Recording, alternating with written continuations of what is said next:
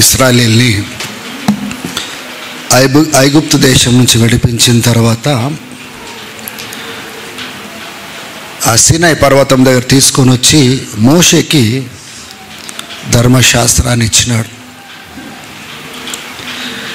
ఇశ్రాయేలీలు దేవుడు ఎవరో ఎరగని వారిగా వాళ్ళు బ్రతుకుతూ ఉన్నారు.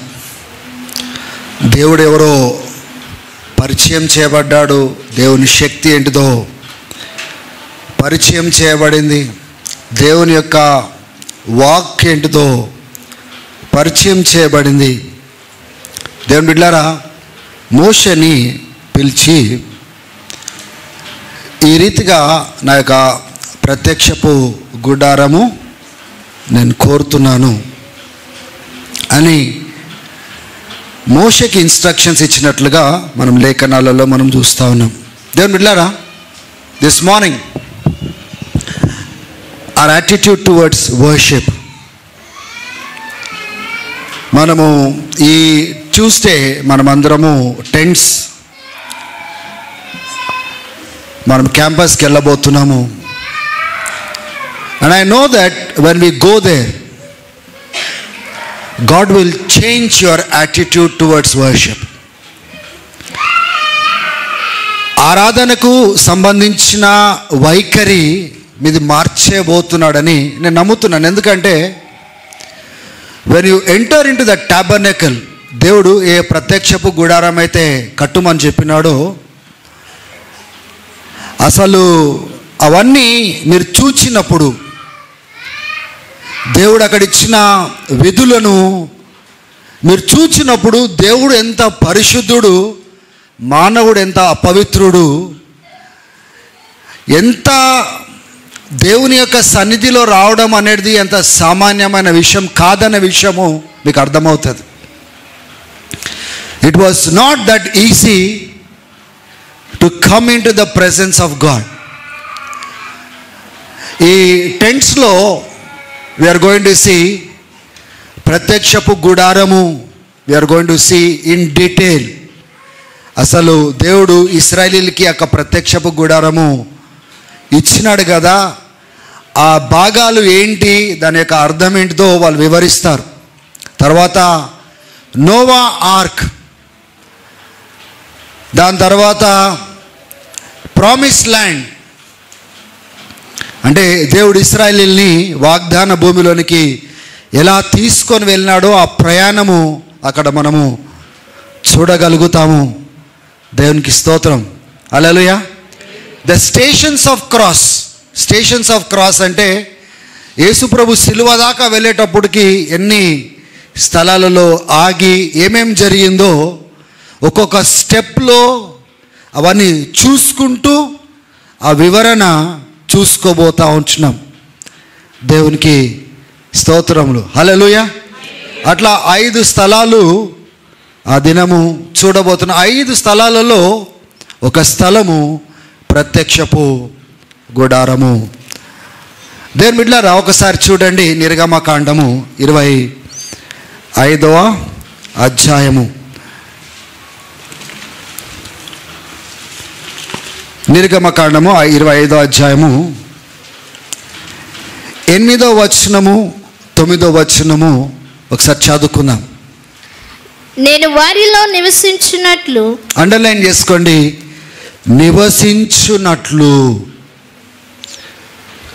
This speaks about God's desire to be among his people. దేవుడు తన యొక్క బిడ్డల మధ్యలో నివసించుకోరుతున్నాడు. హల్లెలూయా. ఒకసారి 2 కొరింథీ 6వ అధ్యాయము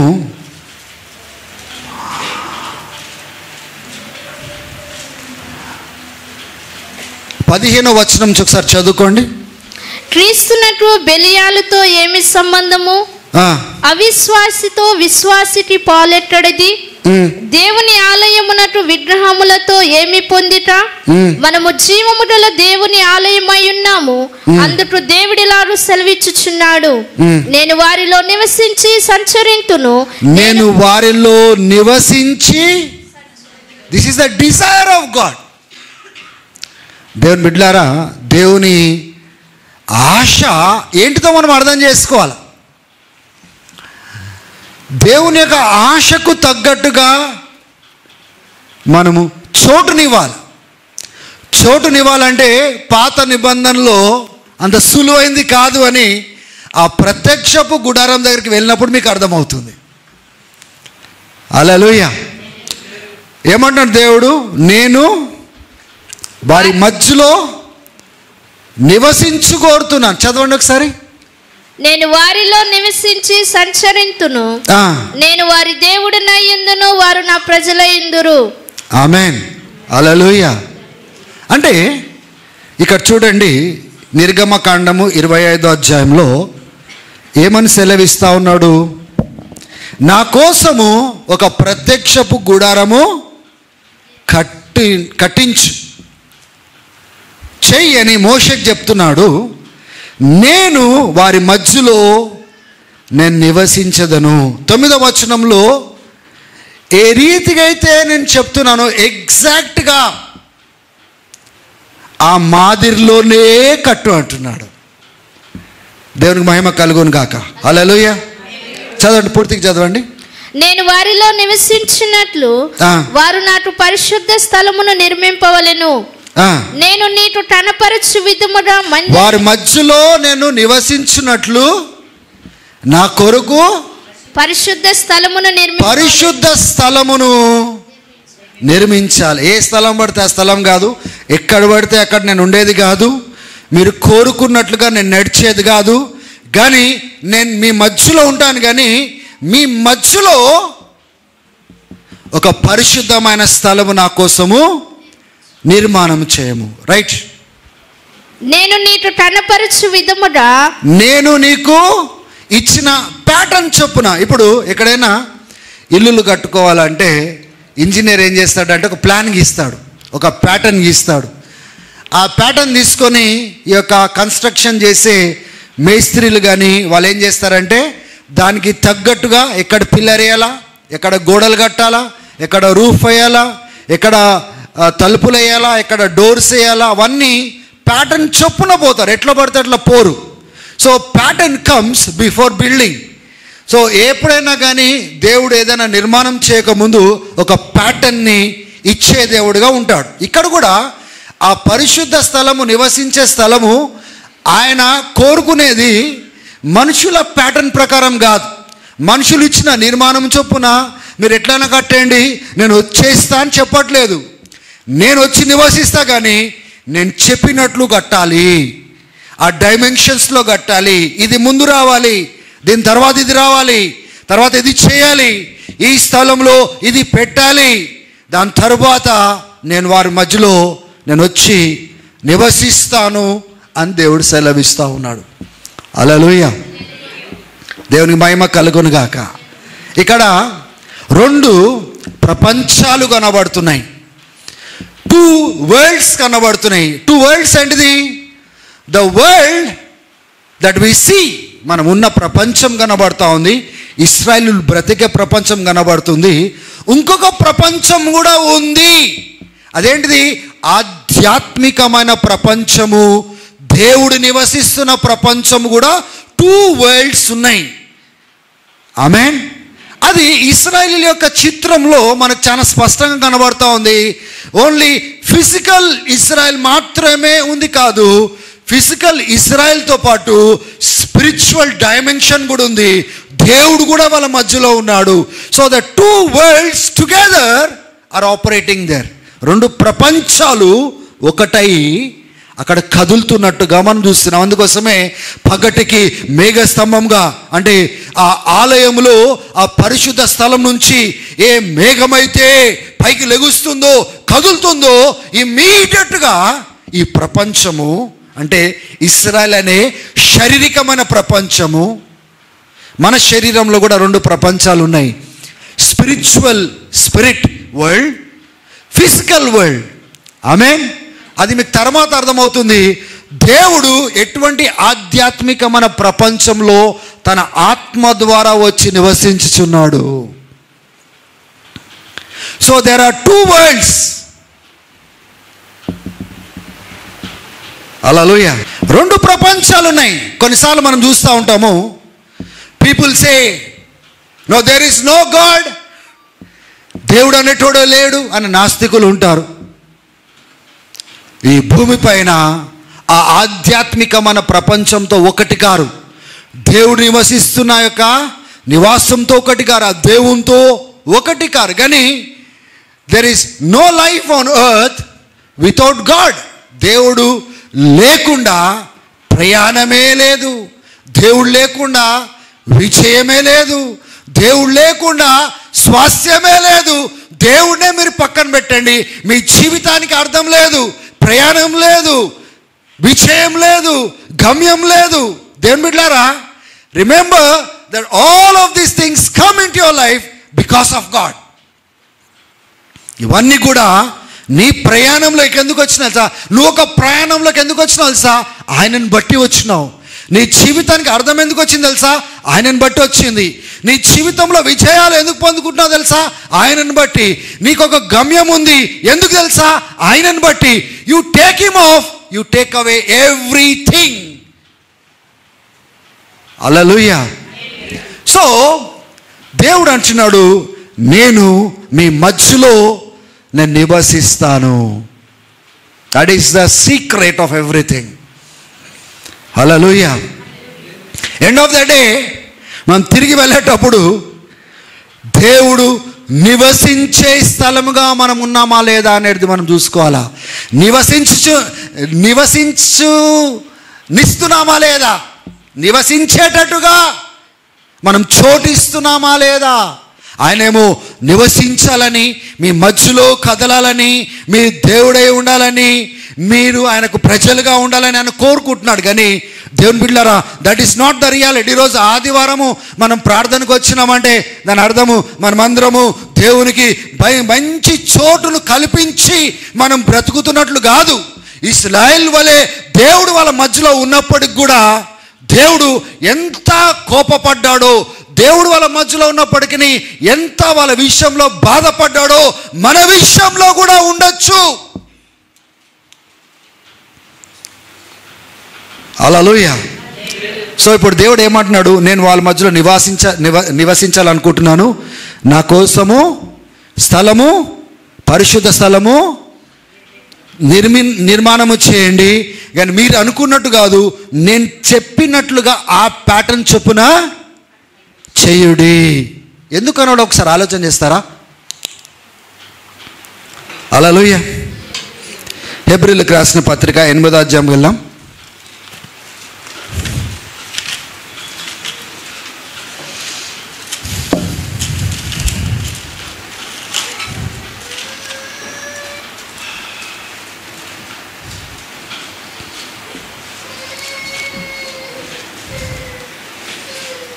ఐదవ వచనం ఒకసారి చదువుకోండి.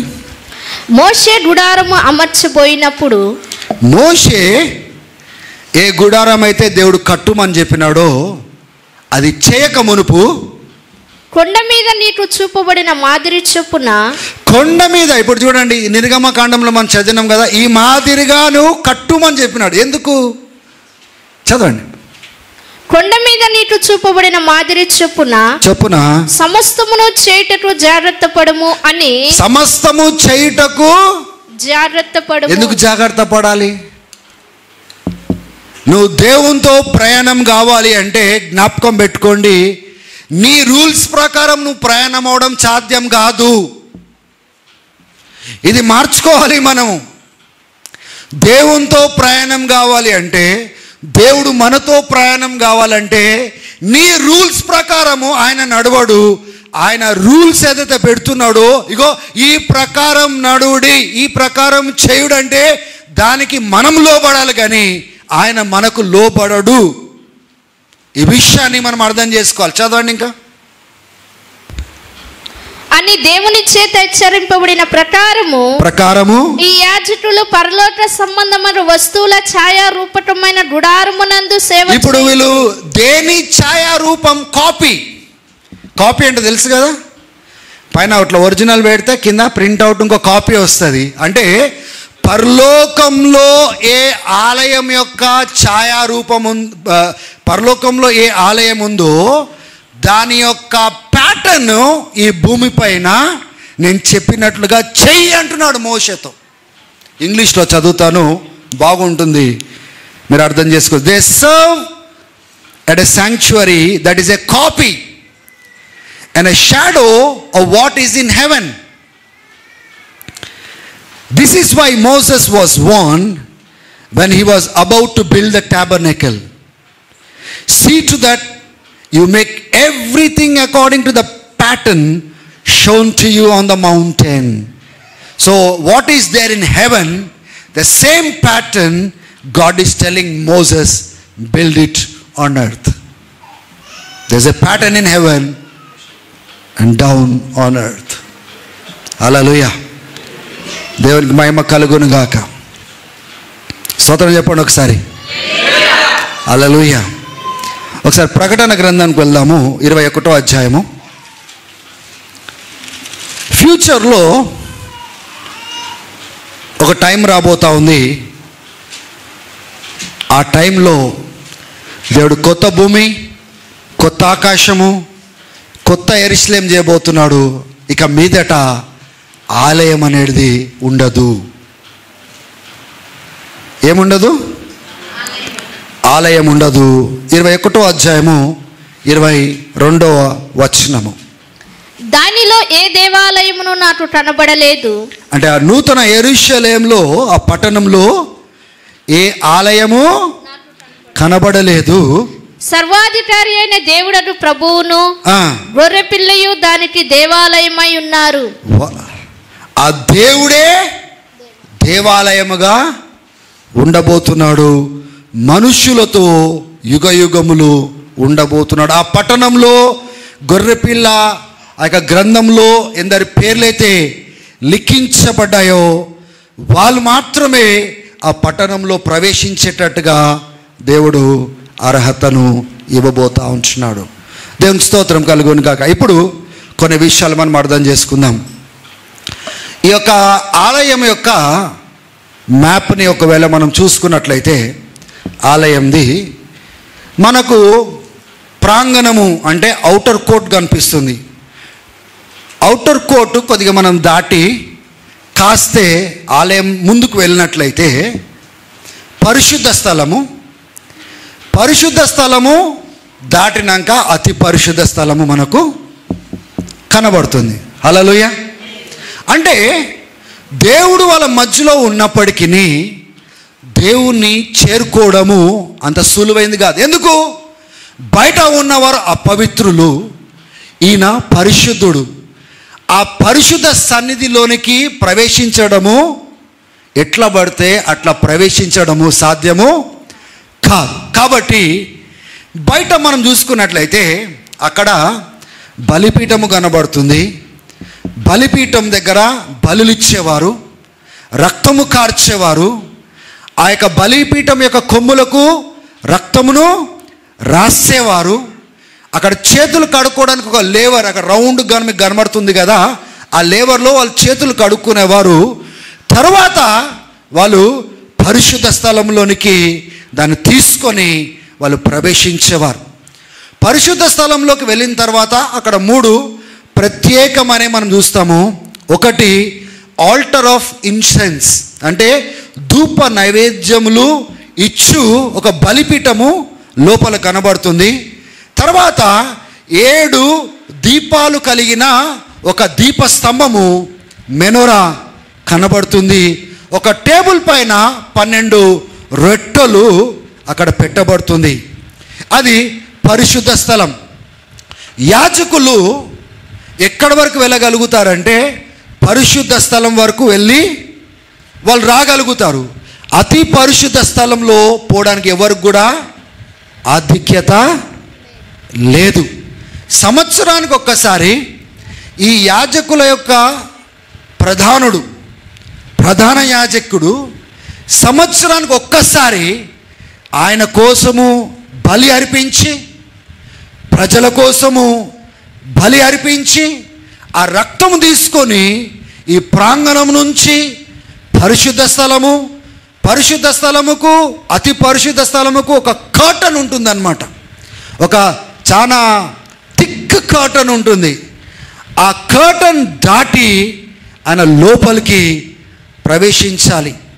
ఒకవేళ దేవుడు కోరినట్లుగా బలి ఇవ్వలేదు, దేవుడు కోరినట్లుగా పరిశుద్ధపరచుకోలేదు, పరిశుద్ధంగా ఆయన అతి పరిశుద్ధ స్థలంలోనికి ఒకవేళ ప్రవేశించినట్లయితే అదే పరిశుద్ధ స్థలంలో, అతి పరిశుద్ధ స్థలంలో ఆయన చనిపోయేవాడు. కాళ్ళకు వాళ్ళొక తాడు కట్టి, ఆ యొక్క కాళ్ళకు గజ్జలు కట్టి ఆయన పరిశుద్ధ స్థలం నుంచి అతి పరిశుద్ధ స్థలంలో పోయేటప్పుడు ఆయన నడుస్తుంటే గజ్జల సౌండ్ వినబడుతుంది అంటే ఆయన బ్రతికే ఉన్నాడు అని దాని అర్థం. అతి పరిశుద్ధ స్థలంలో మందస పెట్టు ఉంటుంది. దాంట్లో అహరోను చిగురించిన కర్ర, దాని తర్వాత మన్నా, ఆ యొక్క పలకలు ఆ స్థలంలో ఆ యొక్క మందసు పెట్టెలో ఉంటాయి. అది అతి పరిశుద్ధ స్థలంలో ఉంటుంది. ఆ మందస పెట్టె పైన 2 చెరుబింలు ఆ యొక్క కప్పే, ఆ యొక్క ఏమంటారు దాన్ని,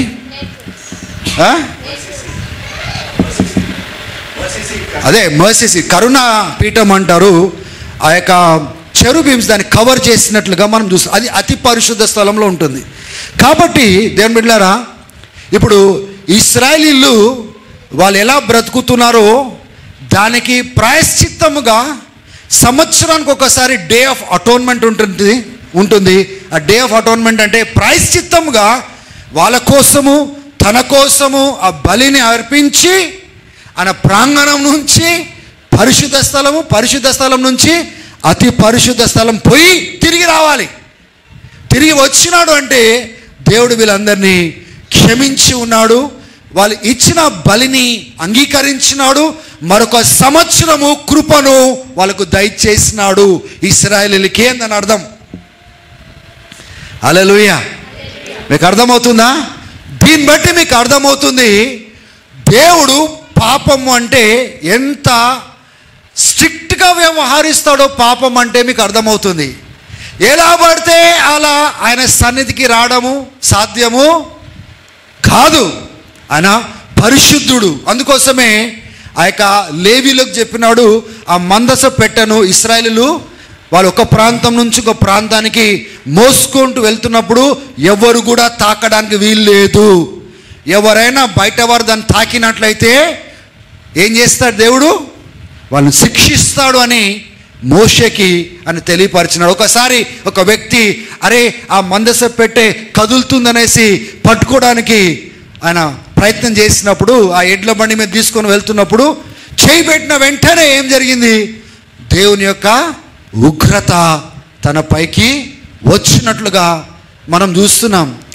when we see the holiness of God, దేవుడు ఎంత పరిశుద్ధుడు, మానవుడు ఎంత అపవిత్రుడు అయినప్పటికీ వాళ్ళ మధ్యలో నేను నివసిస్తానాడు. కానీ మనుషుల స్టాండర్డ్ని బట్టి కాదు, ఆయన స్టాండర్డ్ని బట్టి నేను మీ మధ్యలో ఉంటా, కానీ మీరు జాగ్రత్తగా ఉండండి అని చెప్పినాడు. నేను మిమ్మల్ని క్షమిస్తాను, నేను మీకు జయమునిస్తాను, కానీ మీరు ఎట్లున్నారో నేను అట్లా కాదు. ఆమె హోలీ గాడ్, నేను పరిశుద్ధమైన దేవుడిని గనుక ఆ పరిశుద్ధతను మీరు జ్ఞాపకం పెట్టుకోండి అని ఆ యొక్క ప్రత్యక్షపు గుడారంలో ఏవేవైతే ఒక్కొక్కటి ఇది ఇలాగ ఉండాలి, అది ఉండాలి, ఇట్లా చేయండి, బంగారంతో చేయండి, తాడునిలా కట్టండి, ఈ రంగుతో ఈ కర్టన్స్ చేయండి, ప్రతిది కూడా పరలోకంలో ఉన్న ఆలయానికి ఛాయారూపము. రెండోది దేనికి ఛాయారూపం అంటే క్రీస్తు మనకు ఏదైతే అనుగ్రహించబోతున్నాడో దానికి ఛాయారూపము. దేవుని బిడ్డలారా, ఒకసారి ఆలోచన చేయండి. యాజకుడు సంవత్సరానికి ఒకసారి బలిని తీసుకొని ఇశ్రాయేలు క్షమాపణ పొందుకోవడానికి ఈయన దేవుని ఎదుర్కోవడానికి ఎలా వెళ్ళినాడో మన ప్రధాన యాజకుడైన యేసుక్రీస్తు ఆయన తనకు తానే బలి అయి తన సొంత రక్తాన్ని ఆ ప్రాంగణం నుంచి, ఆ పరిశుద్ధ స్థలం నుంచి అతి పరిశుద్ధ స్థలంలో పోయి తండ్రి ఎదుట పెట్టినాడు. అందుకోసమే ఆ తండ్రి నిన్ను నన్ను ఈరోజు క్షమించగలుగుతున్నాడు. యేసుక్రీస్తు చనిపోయినప్పుడు మార్కు సువార్త 15వ అధ్యాయంలో జరిగిన విషయం ఏంటి చెప్పండి? పరిశుద్ధ స్థలముకు అతి పరిశుద్ధ స్థలముకు మధ్యలో ఉన్న కర్టన్ ఏమైంది? తెర చిరిగిపోయి దేవుని యొక్క మహిమ అతి పరిశుద్ధ స్థలంలో దేవుడు సొలొమోను ప్రార్థన చేసినప్పుడు, చేతులు చాచి ప్రార్థన చేసినప్పుడు, ఆలయమును ప్రతిష్ఠించి ప్రార్థన చేసినప్పుడు ఏ మహిమ అయితే అతి పరిశుద్ధ స్థలంలో వచ్చి ఉన్నదో, దేవుని బిడ్డలారా, తెర చిరిగి క్రీస్తు ఇప్పుడు చనిపోయినాడు, మన కోసం ఒక బలి అయినాడు, గొర్రె పిల్లగా చనిపోయినాడు, పస్కా బలిగా చనిపోయినాడు, రక్తాన్ని కార్చినాడు. ఆ రక్తము సొంత రక్తమును తీసుకొని దేవుని బిడ్డలారా తండ్రి ఎదుట నిలబడి ఉంచినాడు. అప్పుడు మీకు అర్థం కాదు, మీరు అక్కడికి వెళ్తే మీకు అర్థమవుతుంది. మీ కాలు చేతులు వణుకుతాయి. యాక్చువల్గా ఒకవేళ ఇశ్రాయేలీల కాలంలో మీరు ఉంటే మీరు ఈ రకంగా దేవుని సన్నిధికి రారు. మీరు ఆ దేవుణ్ణి ఆరాధించడానికి 9:30కి మనం ఆరాధన చేస్తామంటే మీరు చూడండి, దేవుని భయం లేకుండా మనం ఎలా దేవుని సన్నిధికి మనం వస్తామో ఒకసారి ఆలోచన చేయండి. How fearful we are to stand in his presence. ఆయన సన్నిధిలో ఎంత భయముతో, వణుకుతో, గౌరవంతో వచ్చి ఆయనను స్తుతించాలి. ఆయన మన కోసం చేసిన దానికోసం. అవునా? ఏ తెర అయితే చిరిగిందో, ఏ మహిమైతే బయటికి వెళ్ళి ఉన్నదో, దేవుని బిడ్డలారా, ఎప్పుడైతే క్రీస్తు ఆ బలిని చేసి రక్తమును తీసుకొని ఆ తండ్రి ఎదుట నిలబడ్డాడో, మన పాపాల నిమిత్తము ఆ రక్తము ద్వారా ఆయన నామం బట్టి మనమందరం అంగీకరించబడ్డాం. హల్లెలూయా! గట్టిగా స్తోత్రం చెప్పండి ఒకసారి. మనమందరము అంగీకరించబడ్డాము. ఇప్పుడు దేవుడు మనల్ని ఆలయంగా చేసినాడు. మనల్ని ఆయన రక్తంతో ఇప్పుడు పవిత్రపరిచినాడు. ఆలయంలో ప్రతి వస్తువును రక్తంతో ఎట్లా పరిశుద్ధపరిచినారో అట్లా మనల్ని ప్రతి భాగమును ఆయన రక్తంతో కడిగి మనల్ని ఒక నివాస స్థలంగా చేసుకొని ఇప్పుడు ఎవరిని పంపించినాడండి? పరిశుద్ధాత్మను. పరిశుద్ధాత్మ అనే దైవమును మనలో నివసించున్నట్లుగా మనల్ని ఆలయంగా చేసుకొని ఆ మహిమను ఆ పెంతెకోస్తు దినమున మన పైన పంపించినాడు. అందుకోసమే పౌలు అంటాడు, ఈ యొక్క టెంపుల్ ఆఫ్ బెలియాల్ అంటే ఆ బెలియాల్ యొక్క ఆలయానికి దేవుని ఆలయానికి ఏం సంబంధము? మీరు జీవం కలిగిన దేవుని ఆలయం అనే సంగతి మరిచిపోయినారా? దేవుడు మీలో మామూలు విషయం కాదు అది, నేను మీకు చెప్తున్నాను. దేవుడు మీలో నివసిస్తున్నాడు అనే సంగతి మీరు ఎరుగరా? మీరు ఆలయం అనే సంగతి మీరు తెలియదా? ఆ ఆలయం అనే పదము ఇశ్రాయేలీయులకి వాళ్ళకు భయంకరమైన విషయము. ఎవరు పడితే వాళ్ళు ఎలా పడితే అలా లోపలికి వచ్చేది లేదు. దేవుణ్ణి ఎవరు పడితే వాళ్ళు తాకేది లేదు. దగ్గరకు రావడానికి వీలు లేదు. They cannot come in to the presence of God as they want. But now Paul says as a Jew, యూదుడుగా అంటున్నాడు, నీవు దేవుని ఆలయంగా చేయబడ్డావు. దేవుని మహిమ నీలో నివసించుచున్నది. ఈ మట్టి కుండలో దేవుని మహిమ నివసించుచున్నది. నీవు దేవుని ఆలయం అనే సంగతి ఎరా? అంటే ఈ లోకంతో పొత్తేంటిది? ఈ పాపంతో పొత్తేంటిది? నీవు దేవుని నివాస స్థలము. You are the temple of the living God and God lives in you. అక్కడ వాడిన పదం ఏంటి తెలుసా? అతి పరిశుద్ధ స్థలంకి పాత నిబంధనలో వాడిన పదము నవోస్. అంటే దేవుడు నివసించే స్థలము, అతి పరిశుద్ధ స్థలము. వాడబడిన పదం ఏంటిది అక్కడ? నవోస్. కొత్త నిబంధనలో కూడా పౌలు వాడే పదం ఏంటి తెలుసా? నీవు ఆ నావోస్ అన్న సంగతి నువ్వు తెలియదా? అతి పరిశుద్ధమైన స్థలమను తెలియదా? Now can we play with God? ఇప్పుడు దేవునితో ఆటలు ఆడచ్చా? Can we play with God? Can we take advantage of God? Can we live as we want to live? No brothers, no. మన కాళ్ళు చేతులు వణుకాలు ఎందుకు తెలుసా? ఈరోజు నువ్వు చావకుండా ఎందుకు బతికి ఉన్నావు తెలుసా? నడవవలసిన రీతిగా నడవకుండా, బ్రతకవలసిన రీతిగా బ్రతకకుండా ఉన్నప్పటికీ ఎందుకు నీ పైన కృపా కనికరం ఉంది తెలుసా? నీ పైన నా పైన ఎందుకు కృపా కనికరం ఉంది తెలుసా? యేసు రక్తపు ముద్ర ఉంది. తండ్రి చూసిన వెంటనే ఆగిపోతున్నాడు. Because he's a holy God. అన పరిశుద్ధమైన దేవుడు. ఆ రక్తపు ముద్ర నన్ను కాపాడుతూ ఉంది. Is giving me grace. No, you are saved. నువ్వు రక్షించబడ్డావు, నువ్వు కాపాడబడ్డావు. ఆ గొర్రెపిల్లకు చెందిన వ్యక్తివి. ఆ గొర్రెపిల్ల యొక్క రక్తపు ముద్ర నీ పైన ఉంది. నీకు శిక్ష రాకూడదని దేవుడు ఏం చేస్తూ ఉన్నాడండి? నిన్ను నన్ను కాపాడుతూ ఉంటున్నాడు. ఈరోజు look at that carelessness that we have regarding God. అసలు ఎట్లా వస్తున్నామంటే యూనో ఎట్లా క్యాజువల్గా వస్తూ ఉంటాం. There is no fear in our hearts. దేవుని భయం లేదు, దేవుని యొక్క గౌరవం లేదు. నేను దేవుని నివసించే స్థలము, దేవుడు నివసిస్తున్నాను, నేను జాగ్రత్తగా ఉండాలి.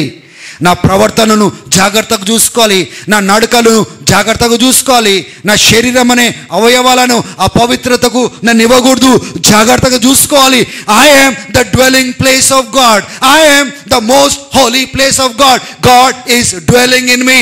I can not treat God as I want. ఇష్టం వచ్చినట్లుగా నేను వ్యవహరించడానికి వీల్లేదు. మీరు ఆ ప్రత్యక్షపు గుడారం దగ్గరకు పోయిన తర్వాత అక్కడి నుంచి అతి పరిశుద్ధ స్థలం దగ్గర నడవండి. మీ కాలు చేతులు వణుకుతాయి. ఎందుకు తెలుసా? మీరు పోలేరు, పాత నిబంధన పోలేరు. You cannot go. మీరు బయట ప్రాంగణంలోనే నిలబడాల్సిందే. యూదుడైతే బయటనే కేవలము యాజకులు మాత్రమే పోవాలి లోపలికి. ప్రధాన యాజకుడు మాత్రమే ఒక్కడే సంవత్సరానికి ఒక్కసారి అతి పరిశుద్ధ స్థలంలోనికి వెళ్ళాలి. What I want to tell you church, when you go there your attitude towards God will change. A new kind of worship will come in to your heart. ఆ దేవుడు ఎంత పరిశుద్ధుడు అనేది మీరు ఎన్కౌంటర్ అవుతారు.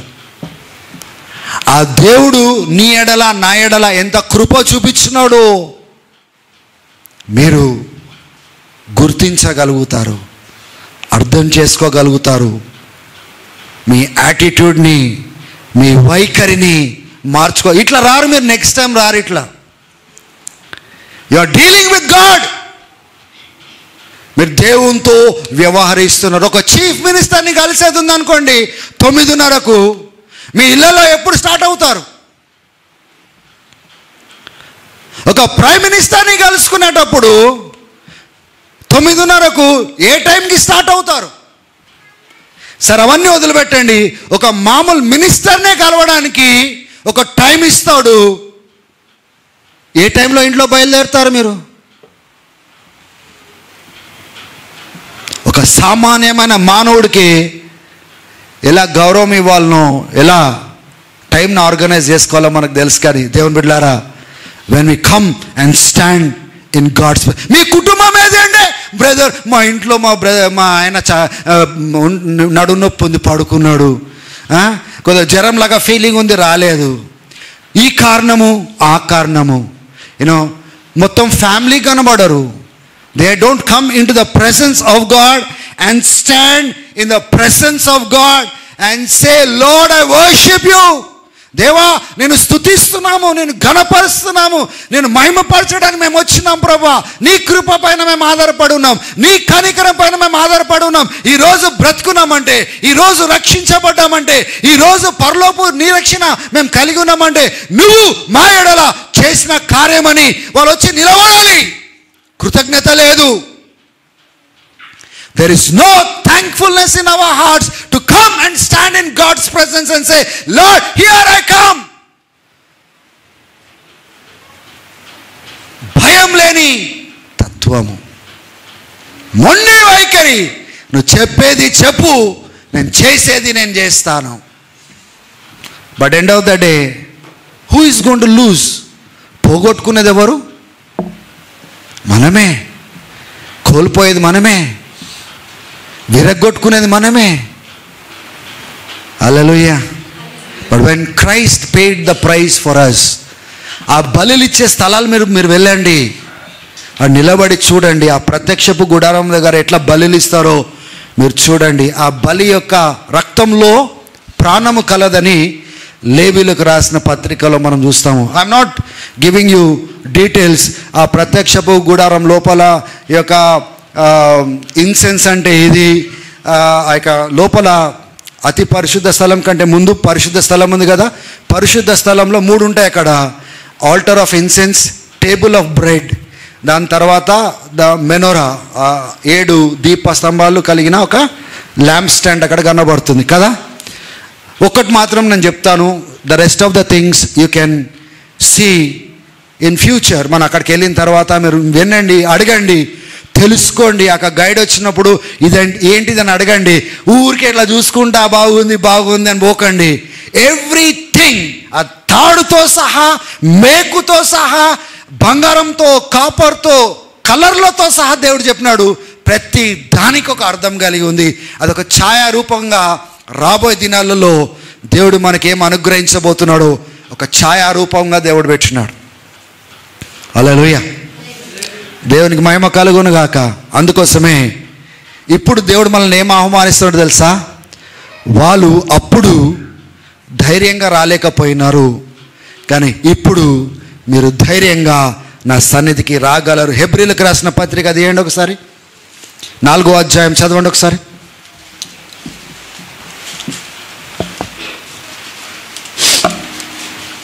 షానేన్ దూరం పెట్టండి.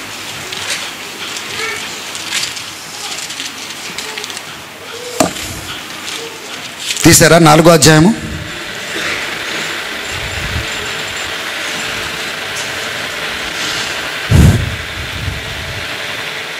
పద్నాలుగో వచనం చదవండి ఒకసారి. ఆకాశ మండలము గుండా వెళ్ళిన దేవుని కుమారుడైన యేసు అను గొప్ప ప్రధాన యాజకుడు మనకు ఉన్నాడు. ఎవరు వెళ్ళినారండి ఇప్పుడు? అక్కడ సంవత్సరానికి ఒకసారి ప్రధాన యాజకుడు వెళ్ళేవాడు. ఎక్కడికి? ఎక్కడ? భూమిపైన. కానీ ఇప్పుడు మన ప్రధాన యాజకుడు ఎక్కడ పోతున్నాడు? అక్కడ ఏముంది? దాని కాపీనే కింద ఉంది. మీకు అర్థమవుతుందా? దాని కాపీ కింద ఉంది. ఈ కాపీలో ఆ ప్రధాన యాజకుడు సంవత్సరానికి ఒకసారి పోయేవాడు. కానీ ఇప్పుడు మన ప్రధాన యాజకుడు ఏం చేస్తున్నాడు? He's getting in to the actual temple, the presence of God. ఆమేన్. మన కోసం వచ్చినాడు, మన కోసం ప్రాణం పెట్టినాడు. ఆ రక్తాన్ని ఇప్పుడు తీసుకొని పోవాలి. ఎక్కడికి? అతి పరిశుద్ధ స్థలంకి తీసుకెళ్ళి అంగీకరించు అని చెప్పాలి. ఇప్పుడు ఆయన వెళ్ళినాడు అనేసి ఇక్కడ రాయబడి ఉంది. చదవండి. ఆకాశ మండలము గుండా వెళ్ళిన దేవుని కుమారుడైన యేసు అను గొప్ప ప్రధాన యాజకుడు మనకు ఉన్నాడు గనుక మనము ఒప్పుకొనిన దానిని గట్టిగా చేపట్టుదము.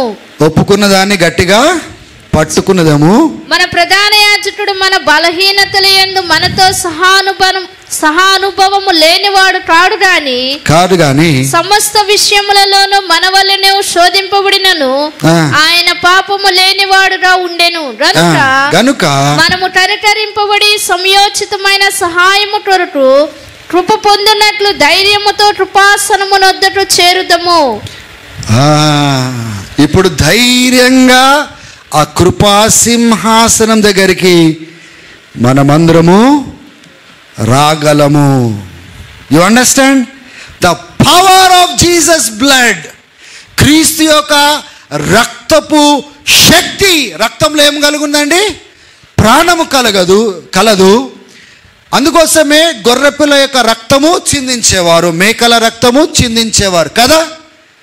అందుకోసమే క్రీస్తు ఒక గొర్రెపిల్లలాగా వచ్చి తన రక్తము కార్చి, రక్తంలో ప్రాణం ఉంది కనుక ప్రాణం పెట్టి మన కోసం ప్రాణం ఇచ్చి చనిపోయి తిరిగి లేచి ఆ రక్తమును తీసుకొని ఎక్కడికి వెళ్తున్నాడండి? తండ్రి యొక్క సింహాసనం దగ్గరకు తీసుకొని వెళ్తా ఉంటున్నాడు. ఒకసారి హెబ్రీయులకు రాసిన పత్రిక 9వ అధ్యాయం తీయండి, ఒకసారి 11వ వచనం చదవండి. అయితే క్రీస్తు రాబోచున్న మేలుల విషయమై ప్రధాన యాజకుడిగా వచ్చి తానే నిత్యమైన విమోచన సంపాదించి హస్తకృత్యము కానిది. ఇప్పుడు హస్తకృత్యములు కానిది అంటే ఏ ప్రత్యక్షపు గుడారం అయితే మానవులు కట్టినారో ఆ ప్రత్యక్షపు గుడారపు మోడల్లో సొలొమోను టెంపుల్ కట్టినాడు, అదే మోడల్లో హెరోదు టెంపుల్ కట్టినాడు. ఈ హస్తకృత్యములలో ఉన్న పరిశుద్ధ స్థలంలోనికి యేసు ప్రభు ప్రవేశించలేదండి. హల్లెలూయా. He got inside that actual temple. ఎందుకంటే ఇవన్నీ రాబోయే దినాలలో యేసు మన కోసం రాబోతున్నాడు. It's all about Jesus. ఆ ప్రత్యక్షపు గుడార దగ్గర నిలబడితే ఆ గొర్రెపిల్ల రక్తము ఇవన్నీ ఎవరి గురించి మాట్లాడుతా ఉన్నాయంటే క్రీస్తు గురించి రాబోయే క్రీస్తు. It's all about Jesus when you stand in the tabernacle. హల్లెలూయా. చదమ్మా, ఎక్కడ ఆగినాం? హస్తకృత్యము కానిది అనగా ఈ సృష్టి సంబంధము కానిదియు మరి ఘనమైనదియు పరిపూర్ణముదినైన గుడారము ద్వారా మేకల యొక్కయో కోడెల యొక్కయో రక్తముతో కాక తన స్వరక్తముతో ఒక్కసారి. ఏ రక్తము అండర్లైన్ చేసుకోండి అక్కడ మీ బైబిల్లో. ఎవరి రక్తం అది? యేసు తన రక్తము ద్వారా. అందుకోసమే సాతానుకు ఆయన రక్తం అంటే వణుకు, ఆ పరిశుద్ధమైన రక్తం అంటే వణుకు. ఆయన స్వరక్తము ద్వారా ఈ హస్తకృత్యములతో తయారు చేసిన గుడారంలో ప్రవేశించలేదు, ఆ పరలోకంలో ఉన్న ఆ గుడారంలో ప్రవేశించినాడు. చదవండి. తన స్వరక్తముతో ఒక్కసారే ఒక్కసారే. గమనించండి, ఇక పదే సంవత్సరాలు వెళ్ళి వచ్చి లేదండి. ఒకేసారి బలి అయినాడు, ఒకేసారి రక్తం గార్చినాడు, ఒకేసారి చనిపోయినాడు, ఒకేసారి తిరిగి లేచినాడు. It's all, it is done, that's all. మరలా చేసే అవసరత లేదు. చదమ్మా. ఒక్కసారి పరిశుద్ధ స్థలములో ప్రవేశించెను. ఎలయనగా మేకల యొక్కయో ఎడ్ల యొక్కయో రక్తమును మైల పడిన వారి మీద ఆవు దూడ బూడిద చల్లుటయో శరీర శుద్ధి కలుగునట్లు వారిని పరిశుద్ధపరిచిన ఎడల నిత్యుడగు ఆత్మ ద్వారా తన్ను తాను దేవుని. ఇప్పుడు యేసు ఏం చేస్తున్నాడండి? బై హోలీ స్పిరిట్, నిత్యుడగు ఆత్మ ద్వారా తన్ను తానే ఒక బలిగా అర్పించుకొనెను. సో చేతులెత్తి స్తోత్రం చెప్పండి. You don't understand what Jesus he's done for you. ఈ రకంగా ఉన్నామండి. నిజంగా మనం తెలుసుకుంటే ఈ వైఖరి, ఈ మొండితనము, ఈ తిరుగుబడే తత్వము, ఈ కేర్లెస్నెస్ మనకు ఉండదు. ఆయన ఏం చేసినాడో మనం కరెక్ట్గా అర్థం చేసుకుంటే మన నడక మారుతుంది, మన ప్రవర్తన మారుతుంది, మన నడిచే విధానం ఆయన ఎదుట సమస్తం ఆయన ఆరాధించే విధానం కూడా మనము క్యాషువల్గా మనం పాడుతూ ఉంటాం కదా పాటలు, అట్లా ఉండదండి. The way we stand before Jesus will change. చదమా. నిత్యుడగు ఆత్మ ద్వారా తన్ను తాను దేవునికి నిర్దోషినిగా అర్పించుకొనిన క్రీస్తు యొక్క రక్తము నిర్జీవ క్రియలను విడిచి. ఏం విడిచి? హల్లెలూయా, స్తోత్రం చెప్పండి. మనం జీవం కలిగిన దేవుని క్రియలను చేత పట్టుకోవాలా, నిర్జీవమైనవి విడిచిపెట్టాలి. అదే అప్లికేషన్ ఇక్కడ హెబ్రీలకు రాస్తూ ఇస్తున్నాడు. చదమ్మా. నిర్జీవ క్రియలను విడిచి జీవముగల దేవుని సేవించుటకు మీ మనస్సాక్షిని ఎంతో ఎక్కువగా శుద్ధి చేయును. హల్లెలూయా. ఇప్పుడు యేసు మీ దేహంనే కడగడం కాదు, ఆయన రక్తం ద్వారా మీ మనస్సాక్షిని కూడా ఆయన పరిశుద్ధ రక్తం ద్వారా కడుగుతున్నాడు. The blood of Jesus cleanses your body and even your conscience. స్తోత్రం కలుగును గాక. నేరారోపణ ఎక్కడ జరుగుతూ ఉంటుందండి? మన మనసాక్షిలో కదా. ఆ నేరారోపణ కూడా జరగకుండా, గిల్ట్ ఫీలింగ్ కూడా రాకుండా యేసు రక్తము నిన్ను కడుగుచున్నది. స్తోత్రం కలుగును గాక. ఆమేన్, ఆమేన్. చదవమ్మా. ఈ హేతువు చేత మొదటి నిబంధన కాలములో జరిగిన అపరాధముల నుండి విమోచనము కలుగుటకై ఆయన మరణము పొందినందున పిలువబడిన వారు నిత్యమైన స్వాస్థ్యమును గూర్చిన వాగ్దానమును పొందు నిమిత్తము. ఎందుకు? నిత్యమైన స్వాస్థ్యము పిలువబడిన వారందరూ పొందు నిమిత్తం. ఒకవేళ ఆయన బలి కాకపోతే ఈరోజు మీరు నేను ఆ నిత్యమైన స్వాస్థ్యము పొందుకునే వారము కాదు. ఆయన దిగిరానట్లయితే, తను తాను అప్పగించుకున్నట్లయితే, మరణించినట్లయితే, బలి కానట్లయితే, రక్తము కార్చనట్లయితే, తండ్రి ఎదుట నిలబడినట్లయితే నీవు నేను నిత్య శ్వాసం పొందుకునే వారమే కాదు. we wouldn't have had this eternal inheritance prepared for us. ఏదో మన హక్కుగా భావిస్తున్నాం. దేవుని ఆయన సంపాదించి ఇచ్చింది అది. నువ్వు కష్టపడింది కాదు, నువ్వు రక్తం గార్చింది కాదు, నువ్వు ప్రయాసపడింది కాదు. ఆయన ప్రయాసపడి ఉచితంగా నీకు ఇచ్చినాడు. ఆయనకు గౌరవం ఏది? ఆయనకు మర్యాద ఏది? ఆయనకు భయం ఏది? ఆయనకు ఆరాధన ఏది? Look at our attitude towards him. He paid so that you can live. ఆయన వెల చెల్లించింది నువ్వు బ్రతకడానికి. ఆయన వెల చెల్లించింది నువ్వు స్వాస్థ్యం పొందుకోవడానికి. హల్లెలూయా. చిన్న ఏదైనా గుచ్చుకొని రక్తం గారంగానే కొంతమంది కళ్ళు తిరిగి పడిపోతారు. రక్తం చూడంగానే పడిపోతారు. ఇట్లా 3 గంటలు ఆ శిలువ మీద మేకుల మీద వేలాడినాడు. ఆ 3 గంటల ముందు ఏమేం జరిగిందో మీరు ఒకవేళ స్టడీ చేసినట్టయితే శిలువ వరకు పోవడానికి సామాన్య విషయం కాదు. ఇశ్రాయేలుకి కానాన్ దేశము శ్వాసం వాగ్దానం చేసినాడు. మనకి క్రీస్తు ద్వారా నిత్య రాజ్యము వాగ్దానం చేసినాడు. ఆ స్వాస్థ్యం వాగ్దానం చేసినాడు. దేవుని బిడ్డలారా ఒకసారి ఆలోచన చేయండి. ఆ శిలువ వరకు పోవడానికి ఎన్ని ఎదుర్కొన్నాడు. ముఖం మీద ఊపించుకున్నాడు, కిరీటం పెట్టించుకున్నాడు, బలంతో పొడబడ్డాడు, అవమానించబడ్డాడు. ఆయన ఎన్ని మాటలు. భూమి ఆకాశము ఆయన ద్వారా సృజించబడెను. కానీ ఆయన నీ కోసము నా కోసము చూడండి what is taking on the earth. But we don't give him that respect. We don't treat him holy in our lifes. ఆయన పరిశుద్ధంగా మన జీవితంలో ఎంచాము.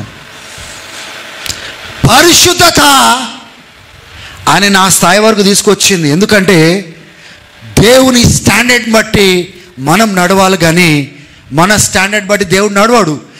దేవుని యొక్క స్టాండర్డ్ రిక్వైర్మెంట్ని నెరవేర్చాలంటే ఈయన దిగి రావాల్సిన అవసరం వచ్చింది.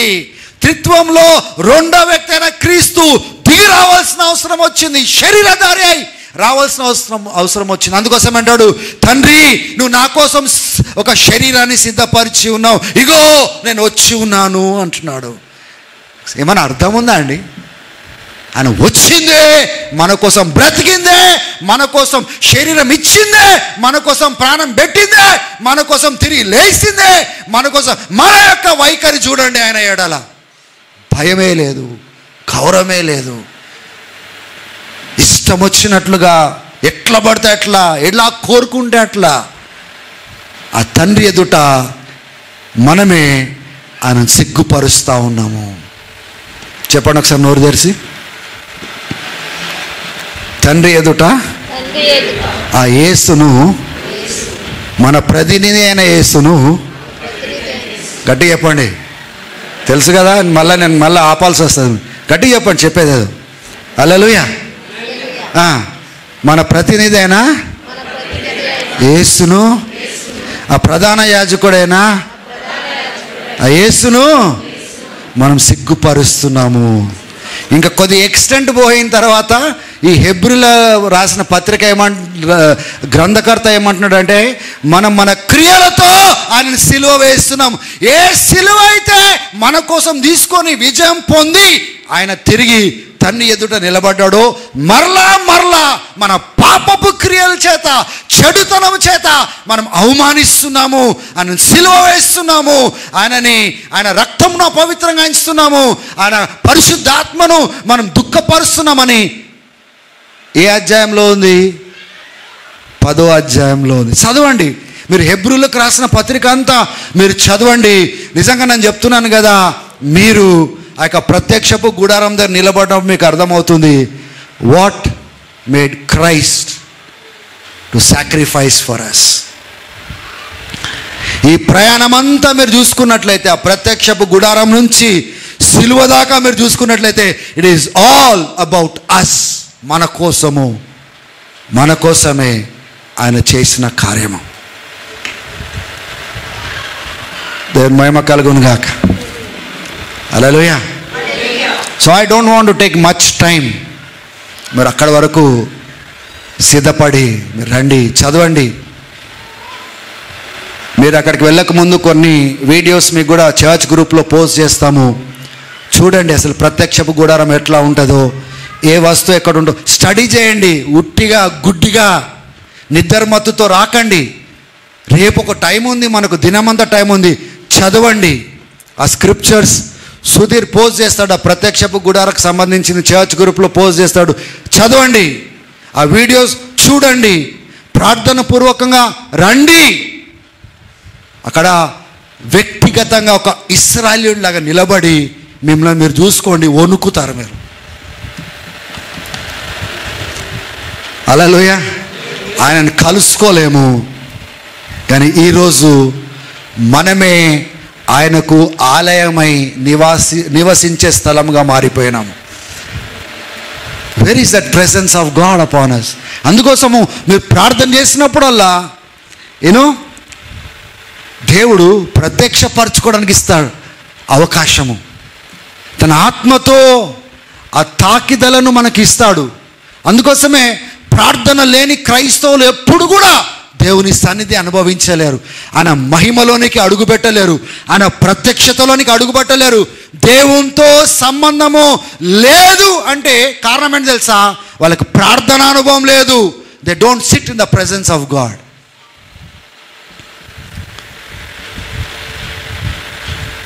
దేవునికి మహిమ కలుగునుగాక.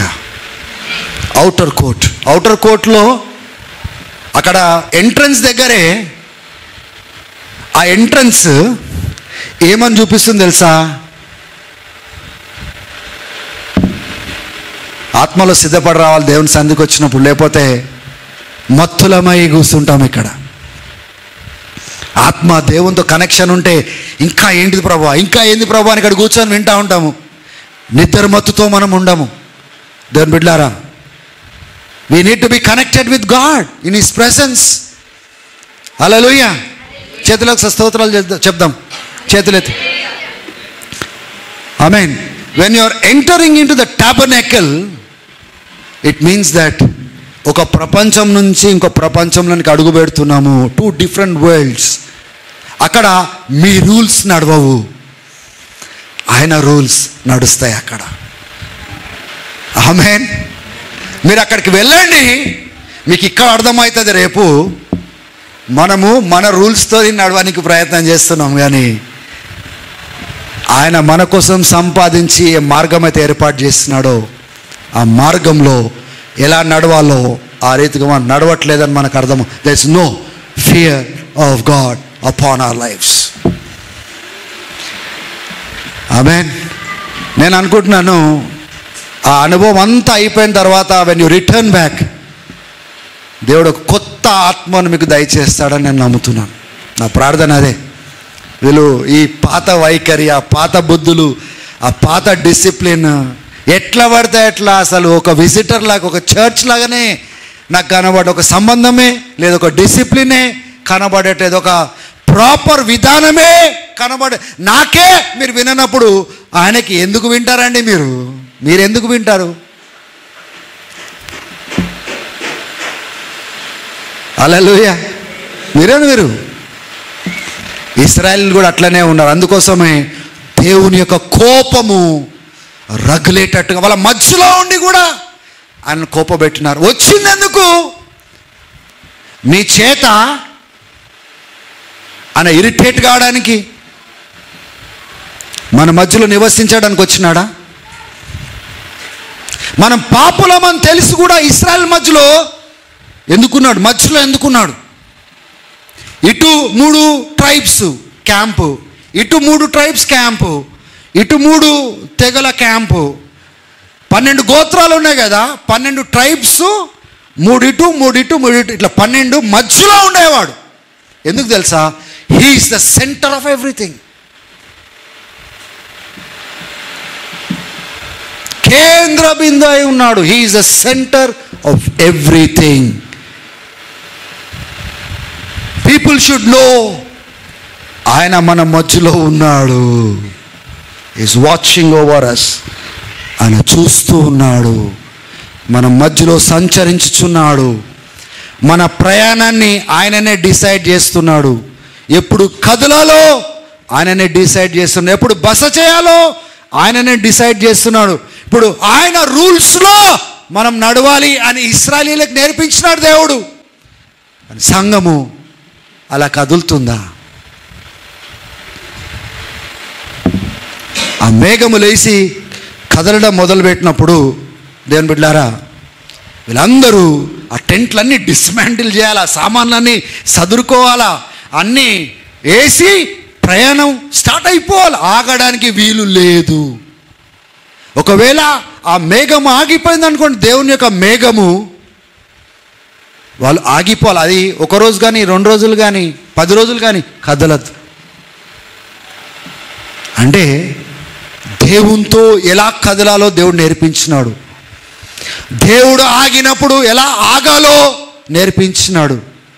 వాళ్ళ మధ్యలో ఉండి వాళ్ళని పోషించినాడు.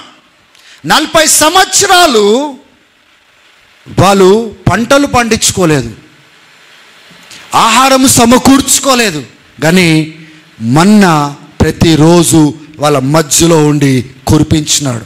అందుకోసం మోషే ప్రార్థించగా మన్నాను కురిపించను అని మీరు పాటలు పాడకండి. నేను మార్చిన ఆ పాట. నేను ఒక సహోదరునితో సేవకునితో మాట్లాడుతుంటే, బ్రదర్ మోషే ఎప్పుడు ప్రార్థన చేసిండు, ఎప్పుడు వీళ్ళకి మన్నా ఇచ్చిండు, ఒకసారి వాక్యం చూపెట్టు అన్నాడు. అప్పుడు నాకు స్ట్రైక్ అయింది కొన్ని సంవత్సరాల ముందు. అరే, మోషే ప్రార్థించినట్టు ఎక్కడ లేదే మన్నా కోసము. పాటలు మాత్రం రాస్తున్నాం మనం. మోషే ప్రార్థించలేదు, కానీ మోషే ప్రార్థించినప్పుడు శత్రు పైన మాత్రం విజయం ఇచ్చినాడు. కానీ మోషే ప్రార్థించినప్పుడు మన్నా ఇయ్యలే. మన్నా దేవుడు వాళ్ళు అడగక ముందే సిద్ధపరిచినాడు. ప్రతిదినం లేచి ఏరుకోండి అన్నాడు. మోషే ప్రార్థించినందుకు మన్నా ఇయ్యలేదు. 40 సంవత్సరాలు వాళ్ళ మధ్యలో పోషించినాడు. 40 సంవత్సరాలు వాళ్ళతో కదులుతున్నప్పటికీ విసిగించినారు, బాధ పెట్టినారు, కించపరిచినారు, అవమానించినారు. దేవుడిని మధ్యలో పెట్టుకొని. మనకి వాళ్ళకి ఏం తేడా అని చెప్పండి? కొన్ని తేడాలు కనబడవు మనకి. హల్లెలూయా. ఇప్పుడు మనల్ని ఆలయంగా చేసుకున్నాడు, సంఘమును తన ఆలయంగా చేసుకొని మన మధ్యలో నివసిస్తున్నాడు. కానీ మనం ఏం చేస్తూ ఉన్నాము? మన వైఖరి ద్వారా, మన కోరికల ద్వారా, మన ప్రవర్తన ద్వారా దేవుని విసిగిస్తున్నాము. We are irritating God. అసలు వచ్చిందెందుకు? త్రోవ చూపించడానికి. వచ్చిందెందుకు? మన గెలుపులు ఇవ్వడానికి. వచ్చిందెందుకు? ఏదైతే ఇస్తాను వాగ్దానం చేస్తున్నాడో అది చేరే వరకు he must journey with us. దేవుని బిడ్డలారా, ఏదైతే దేవుడు మనకు క్రీస్తు ద్వారా వాగ్దానం చేసినాడో అది పొందుకునే వరకు క్రీస్తుతో ప్రయాణం కావాల్సిన అవసరత మనకుంది.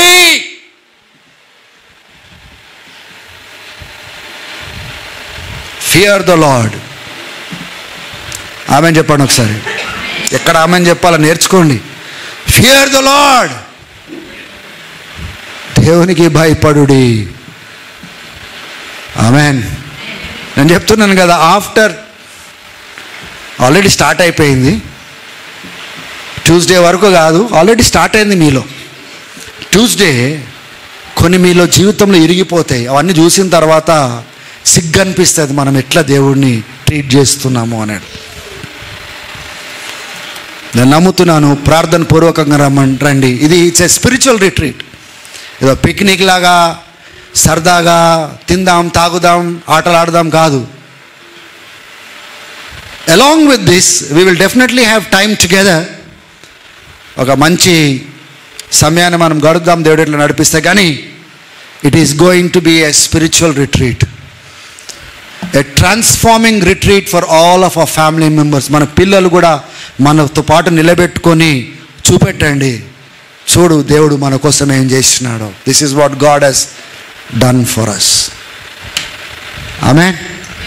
ఇక అంతా నేనే చెప్తే అక్కడికి వచ్చి మీరు చూసేది ఏంటి అనొచ్చు. అయినా కానీ కూడా Sudheer will give us a brief. ఒక 5-10 minutesలో he will give you PowerPoint presentation. అక్కడ ఏముంది, ఏం చూసుకోబోతున్నాము తను ఇస్తాడు. కానీ మీరు మాత్రము చర్చ్ గ్రూప్లో ఏ స్క్రిప్చర్స్ అయితే పోస్ట్ చేయబడతాయో, ఏ వీడియో లింక్స్ అయితే పోస్ట్ చేయబడతాయో అవన్నీ ప్రేయర్ఫుల్గా గమ్మున ఒంటరిగా ఏం డిస్టర్బెన్స్ లేకుండా చూడండి, వినండి, రిలేట్ చేసుకోండి. And change your attitude towards God. Amen. God bless you. దేవుడు మీ అందరినీ బహుగా దీవించును గాక. క్రీస్తు ఏదైతే మన కోసము చేసి ఉన్నాడో దాన్ని బట్టి ఈ దినము ధైర్యంగా తండ్రి ఎదుట నిలబడగలుగుతున్నాము, మాట్లాడగలుగుతున్నాము, ఆయన సన్నిధితో నింపబడగలుగుతున్నాము. అయినప్పటికీ తప్పులు చేస్తున్నప్పటికీ కూడా శిక్ష రావట్లేదు అంటే ఆ రక్తమును బట్టి చేతులెత్తి దేవునికి వందనాలు చెల్లి. అందుకోసమే ఆ మందసపు పెట్టే ఏమని పిలువబడుతుందో తెలుసా? కరుణాపీఠము. కరుణాపీఠం అంటే ఏంటి తెలుసా? మర్సీ. మర్సీ అంటే ఎవరైతే తప్పు చేస్తారో తప్పుకు తగ్గట్టుగా శిక్ష వేస్తారు కోర్టులలో కదా. కానీ మర్సీ చూపిస్తే ఏ శిక్ష రావాలనో ఆ శిక్షను తప్పించేస్తారు. ఆ కరుణాపీఠము క్రీస్తు రక్తం తాకిందండి. లేకపోతే దేవుని ఉగ్రత ఏదో దినం తాకి నిన్ను నన్ను మన ఇంటిని ఎప్పుడో తీసుకుని వెళ్ళిపోయేది. The mercy seat has a blood mark of Jesus Christ. అందుకోసమే మన శిక్షకు తగ్గట్టుగా, అంటే మన పాపముకు తగ్గట్టుగా ఆయన శిక్ష వేయలేదు. చెప్పండి, మళ్ళీ చెప్పండి ఒకసారి. అందరూ హెడ్ ఆఫ్ ద ఫ్యామిలీస్ కొద్దిగా అలర్ట్గా ఉండండి. చెప్పండి. మీరు చెప్తేనే మీ ఇంటోళ్ళు చెప్తారు, మీరు నడుస్తేనే మీ ఇంటోళ్ళు నడుస్తారు, మీ కుటుంబాలు నడుస్తాయి. ఇది బుజ్జగించి మాట్లాడుకునే దినాలు కాదు, త్వరగా వచ్చుచున్నాడు. స్తోత్రం చెప్పండి. హల్లెలూయా. ఏం చెప్పాను ఇంతకుముందు? మన గట్టి చెప్పండి ఒకసారి. ఎందుకు? మర్సీ. చెప్పండి. కరుణా చూపించినాడు. కృప కనికరములు అంటాం కదా. కృప అంటే యోగ్యత లేదు, అర్హత లేదు, అయినప్పటికీ దేవుడు నాకు చేసిందని ఏమంటాం మనము? కృప అంటాం. కనికరం అంటే, కరుణ అంటే శిక్ష రావాలి, కానీ శిక్ష రానియకుండా ఆపింది కనికరము. నీపైకి నాపైకి మన ఇంటిపైకి శిక్ష రావాలండి. మనం బ్రతికే బ్రతుకులకు రానివ్వలేదు. క్రీస్తు రక్తము ఆ స్థలంలో కరుణాపీఠం దగ్గరికి వెళ్ళి ఆపేసింది. స్తోత్రం చెప్పండి. Mercy was shown to all of us. ఆమేన్. ఇంత గొప్ప కార్యం చేసిన యేసయ్యకు అస్సలు గౌరవం లేదు, మర్యాద లేదు, హెచ్చించే రీతిగా హెచ్చించట్లేదు. అసలు ఆయనను వెతకడానికి వచ్చే వాళ్ళని చూస్తే నాకు అసలు వెతకడానికి వస్తుండ్రా అని డౌట్ వస్తుంది నాకు. I don't know whether you really come to seek Jesus Christ. అసలు ఆయనను ఆరాధించడానికి వస్తున్నట్టు నాకు కనబడదు. మీరు ఒకళ్ళు ఒక టైంకి వస్తారు, ఇంకొకళ్ళు ఒక టైంకి వస్తారు, తోచినప్పుడు వస్తారు, ఆలస్యంగా వస్తారు, చివరికి వస్తారు, కొందరు వచ్చి బయటికి వెళ్తూ ఉంటారు. అర్థం కాదు నాకు. అంటే వాట్ ఆర్ యూ సీకింగ్? దేన్ని వెతుకుతున్నారు ఇక్కడ? మీరు దేనికోసం వచ్చినారు? దేని బిడ్డలారా, let us change. We're in a new year. కొత్త సంవత్సరంలో ఉన్నాము. కొత్త రీతిగా మనల్ని మనము కట్టుకుందాము, మార్చుకుందాం. ఆమేన్. God bless you all.